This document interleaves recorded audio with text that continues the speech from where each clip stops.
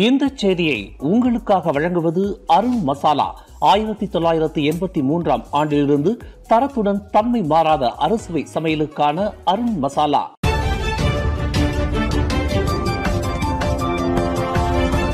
வணக்கம். திசைகளின் ஒரு மணி செய்திகள். புதின் உடனான சந்திப்பின் போது MH17 விமானம் குறித்து பேசினார் பிரதமர் அன்வார்.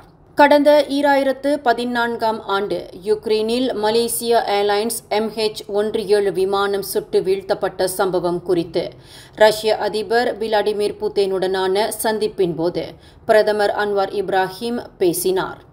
இந்த சம்பவம் தொடர்பான பன்னாட்டு சிவில் விமான போக்குவரத்து அமைப்பான ICAO-வின் கண்டுபிடிப்புகள் குறித்து புதினுடன் நடைபெற்ற இருதரப்பு பேச்சுவார்த்தையின் போது அன்வார் இந்த விவகாரத்தை எழுப்பினார். MH17 விமானத்தை ரஷ்யா சுட்டு வீழ்த்தியது என்று ICAO அறிக்கை கூறியுள்ளது. புதின் இந்த விவகாரத்தை கவனத்துடன் கேட்டதாகவும் பாதிக்கப்பட்ட குடும்பங்களுக்கு இரங்கல் தெரிவித்தார் என்றும் அன்வார் கூறினார். இந்த விவகாரம் அரசியல் மயமாக்கப்படக்கூடாது என்றும் முழுமையான விசாரணை நடத்தப்பட வேண்டும் என்றும் புதின் வலியுறுத்தினார். இந்த விவகாரத்தில் ரஷ்யா ஒத்துழைக்க தயாராக உள்ளது. ஆனால் ரஷ்யா சுதந்திரமற்றதாக கருதும் எந்த அமைப்புகளுடனும் ஒத்துழைக்க விரும்பவில்லை என்று புதின் கூறினார். வாழ்க்கை செலவு அதிகரிப்பு முதல் அரசாங்கத்தின் இனப்பிரச்சினைகளை கையாளுதல் வரை பல்வேறு காரணங்களால் நம்பிக்கை கூட்டணிக்கு சீன இந்திய வாக்காளர்களின் ஆதரவு குறைந்து வருவதாக ஆய்வாளர்கள் கூறுகின்றனர். ஊழலுக்கு எதிரான நம்பிக்கை கூட்டணி அரசாங்கத்தின் நேர்மை குறித்த சந்தேகமும் தேசிய முன்னணியுடனான அரசியல் சமரசங்களும் இதற்கு காரணமாக கூறப்படுவதாக FMT செய்தி வெளியிட்டுள்ளது. PKR துணைத் தலைவர் ரஃபீசி ரம்லியின் உள்தரவு எச்சரிக்கையின்படி 32 விழுக்காடு சீன வாக்காளர்கள் நம்பிக்கை கூட்டணிக்கு வாக்களிக்க மாட்டோம் என்றும் இந்திய வாக்காளர்கள் மத்தியில் அக்கூட்டணிக்கான ஆதரவு 38 விழுக்காடு சரிந்துள்ளது என்றும் தெரியவந்துள்ளது.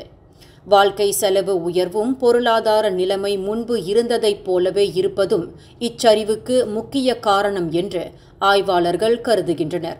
மானியங்களை முறைப்படுத்துதல், விற்பனை, சேவை வரி விரிவாக்கம் போன்ற அரசாங்கத்தின் நடவடிக்கைகள் இந்த வாக்காளர்களை மேலும் கவலையடைய செய்துள்ளதாக FMT குறிப்பிட்டுள்ளது. அடுத்த வாரம் நடைபெறவுள்ள PKR கட்சி தேர்தலில் துணைத் தலைவர் பதவியை தக்க வைக்க தகுதி உள்ளவர் என்பதை தனது விசுவாசம், அனுபவம், ஆபத்துகளை எதிர்கொள்ளும் தயார் நிலை நிரூபிப்பதாக தஞ்சோங் மாலிம் PKR தலைவர் சாங் லீ காங் கூறினார்.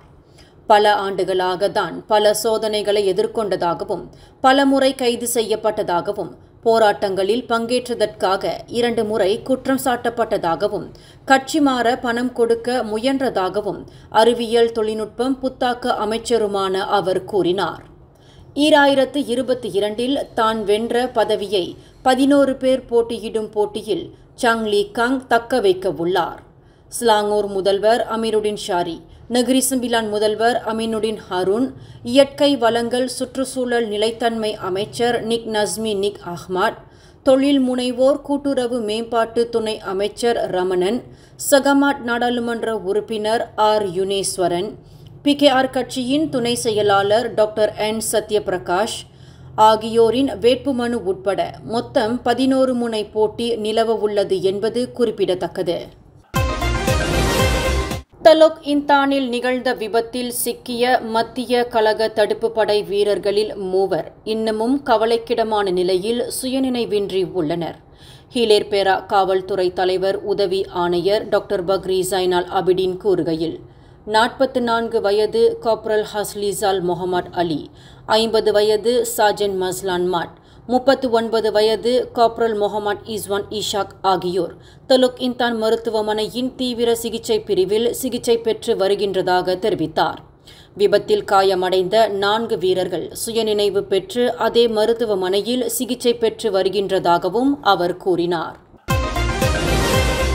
ஸ்லாங்கூர் உள்நாட்டு வணிகம் வாழ்க்கை செலவின அமைச்சின் கிதாகம்பூர் ஓப்ஸ் கசா 2025 தொடர் சோதனை நடவடிக்கையில் சட்டவிரோதமாக சமையல் எரிவாயு கடத்தல் முயற்சி முறியடிக்கப்பட்டு 14 கிலோ 50 கிலோ எடை கொண்ட 103 சிலிண்டர்கள் பறிமுதல் செய்யப்பட்டுள்ளன என அமைச்சின் ஸ்லாங்கூர் மாநில அமலாக்கப் பிரிவின் தலைவர் முகமது ஹனீசாம் பின் கச்சி அறிக்கை ஒன்றின் வாயிலாக தெரிவித்தார்.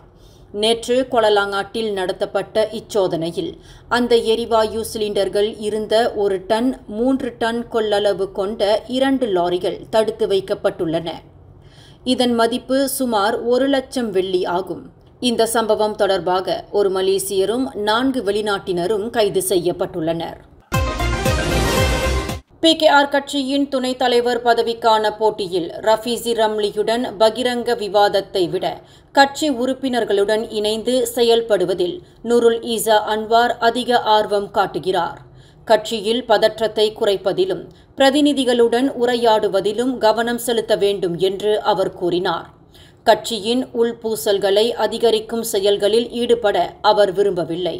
பஹாங்கில் நடைபெற்ற நிகழ்ச்சியில் PKR பிரதிநிதிகளும் பொதுமக்களும் சரியான முடிவுகளை எடுக்க விவாதம் நடத்த ரஃபீசி விருப்பம் தெரிவித்தார்.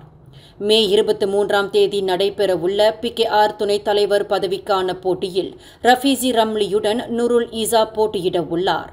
வரவிருக்கும் பொதுத் தேர்தலில் PKR கவனம் செலுத்த வேண்டும் என்று நூருல் ஈசா வலியுறுத்தினார். கடா மாநிலத்தில் மின் சிகரெட் அல்லது வேப் விற்பனைக்கான உரிமங்கள் புதுப்பிக்கப்பட மாட்டாது. ஏனெனில் இது போதைப் பொருளை பயன்படுத்தும் கருவியாக மாறக்கூடும் என்று அஞ்சப்படுகிறது. போதைப் பொருள் பயன்பாட்டை தடுக்கும் நோக்கில் இந்த நடவடிக்கை எடுக்கப்பட்டுள்ளது என்று கடா மாநில முதல்வர் சனுசி முகமது நூர் தெரிவித்துள்ளார். கடா மாநிலத்தில் வேப் விற்பனையை முழுமையாக தடை செய்யும் நடவடிக்கை அவசரமாக எடுக்கப்படாது என்றும் ஏற்கனவே உள்ள உரிமங்கள் காலாவதியான பிறகு அடுத்த ஆண்டு முதல் தடை முழுமையாக அமல்படுத்தப்படும் என்றும் அவர் கூறினார். போதைப் பொருளை எதிர்த்து போராடுவதற்கான நடவடிக்கைகளை மாநில அரசு மாவட்ட அளவில் தீவிரப்படுத்தும் என்றும் அவர் தெரிவித்தார். நேற்று கோலாலம்பூர் ஜலான் சுல்தான் இஸ்மாயிலில் உள்ள ஹார்ட் ராக் கஃபே கட்டிடத்திற்கு அருகில் உள்ள வனப்பகுதியில் புழுக்கள் மொய்த்த நிலையில் ஆடவர் ஒருவரின் உடல் கண்டுபிடிக்கப்பட்டது. டாங்வாங்கி மாவட்ட போலீஸ் தலைமையகத்தின் கட்டுப்பாட்டு மையம் இந்த சம்பவம் குறித்து தகவல் பெற்றதாக அதன் தலைவர் அசிஸ்டன்ட் கமிஷனர் சுலிஸ்மி எஃப்என்டி சுலைமான் கூறினார். சிறிய மலைப்பாங்கான வனப்பகுதியில் கிடைத்த ஆடவரின் உடல் புழுக்கள் மொய்த்த நிலையில் இருந்ததால் இனம், வயது போன்ற தகவல்கள் இன்னும் அடையாளம் காணப்படவில்லை என்றார். அவ்வுடல் பிரேத பரிசோதனைக்காக கோலாலம்பூர் மருத்துவமனைக்கு அனுப்பப்பட்டுள்ளது. இந்த செய்தியை உங்களுக்காக வழங்கியது அருண் மசாலா. 1983ஆம் ஆண்டிலிருந்து தரத்துடன் தன்மை மாறாத அறுசுவை சமையலுக்கு அருண் மசாலா. மேலும் செய்திகளை தெரிந்து கொள்ள கீழே இருக்கும் பெல் பட்டனை அழுத்துங்கள். உங்கள் மகிழ்ச்சியை வெளிப்படுத்த லைக் மற்றும் ஷேர் செய்யுங்கள். தொடர்ந்து திசைகளோடு இணைந்திருக்க சப்ஸ்கிரைப் செய்யுங்கள்.